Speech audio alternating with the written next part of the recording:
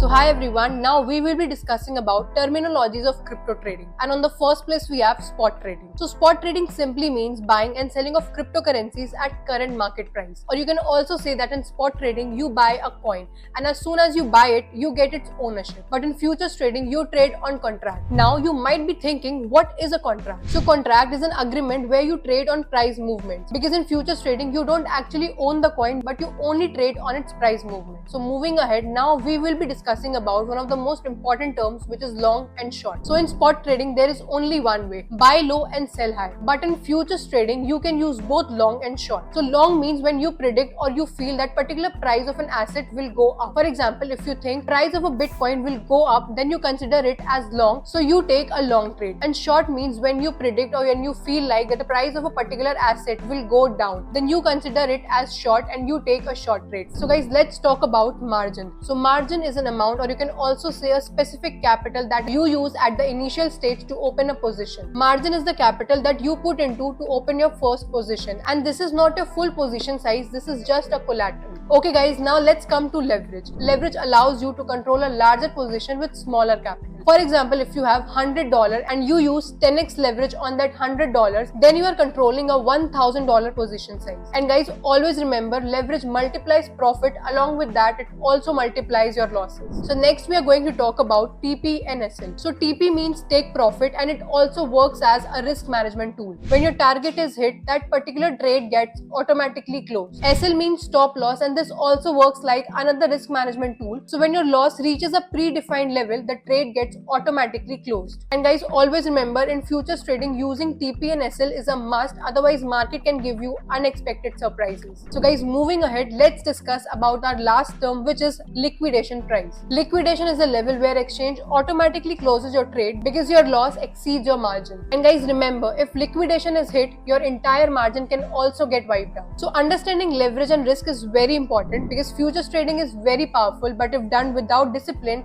it can be dangerous for you.